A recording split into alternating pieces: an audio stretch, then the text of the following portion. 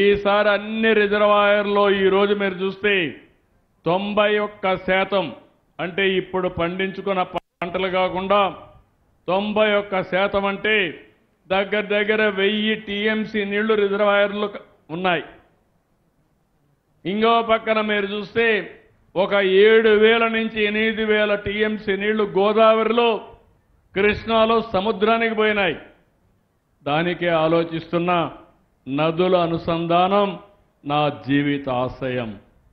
నదుల అనుసంధానం చేయగలిగితే రాష్ట్రంలో ప్రతి ఎకరాకు నీళ్లు ఇవ్వగలిగితే శాశ్వతంగా కరువు అనే మాటే ఉండదు. రైతాంగం బ్రహ్మాండంగా పనిచేస్తారు. రాయిచోటి నాకు బాగా రాయలసీమనే రాళ్లసీమ. కొన్ని ప్రాంతాలైతే నీళ్లు లేకుండా చాలా అవస్థలు పడే పరిస్థితికి వచ్చాం. ఎన్ని అడుగులు 1000 అడుగుల పైన ఇక్కడే పుట్టా నేను, ఇక్కడే తిరిగా, మీ కష్టాలు చూశా. అందుకే నేను ఏదైనా శ్రద్ధ చేస్తాను కానీ సాగునీటి ప్రాజెక్టులు మాత్రం నా జీవితంలో ఎప్పుడూ నిర్లక్ష్యం చేయలేదని మీ అందరికీ తెలియజేస్తున్నా. నేను ఎప్పుడు అడిగాను కేంద్రాన్ని కూడా, గంగా కావేరి అనుసంధానం కావాలి. అదైతే ఈ దేశంలో కరువు అనే మాట ఉండదు. ఒకప్పుడు రోడ్లకు డబ్బులు లేవు. నేషనల్ హైవేస్ మీరు చూస్తే ఒక కొత్త పాలసీ తీసుకొచ్చాం. దానివల్ల ఈరోజు నేషనల్ హైవేస్ అన్ని బ్రహ్మాండంగా అభివృద్ధి అయిపోయినాయి. ఎక్కడ కూడా పార్ట్ హోల్ లేకుండా రోడ్లు నేషనల్ హైవేలు ఉన్నాయంటే దానికి కారణం ఆ విధానం. అదే మాదిరిగా నదుల అనుసంధానం జరిగితే ఈ రాష్ట్రంలో బ్రహ్మాండమైన సంపద వచ్చే అవకాశం వస్తుంది. వరదలుండవు, కరువు కూడా అధిగమించే పరిస్థితి వస్తుంది. ఇది కేంద్రంలో లేట్ అయినా రాష్ట్రంలో నేను ఆలోచించాను. దీన్ని వీలైనంత తొందరలో గోదావరి కృష్ణా ఇప్పటికే అనుసంధానం చేశాం. పెన్నా నది తీసుకొస్తాం, అక్కడి నుంచి వంశధారకు తీసుకెళ్తాం.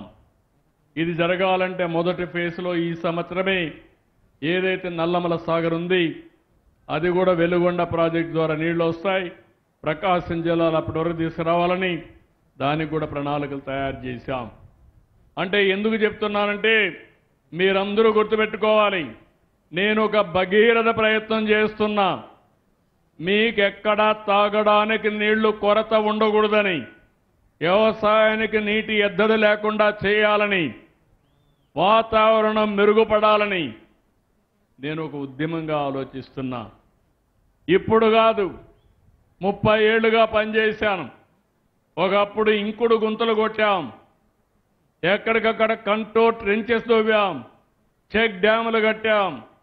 ఇంకో పక్క అడవుల్లో కూడా అడవి చుట్టూరు కంట్రోల్ ట్రెంచెస్ కొట్టి అడవిలో వచ్చే నీళ్లు అక్కడే నిలబెట్టి కింది ప్రాంతాన్ని భూగర్భ జలాలు పెంచే కార్యక్రమాన్ని చేశాం. ఇప్పుడు కూడా నేను చూశాను, రాయచోటి ప్రాంతం దగ్గర దగ్గర 9.9, 9.8 ఆ ప్రాంతంలో భూగర్భ జలాలు లోతులో ఉన్నాయి. రాష్ట్రంలో 6.7%, 6.7 మీటర్లో ఉంది. నంద్యాలలో 4 మీటర్లు నీళ్లున్నాయి. ఇవన్నీ ఆలోచించి 3 మీటర్లకు తేవాలి. వర్షాకాలం రోజున వర్షాలు పడిన తర్వాత 3 మీటర్లు నీళ్లు ఉండాలి.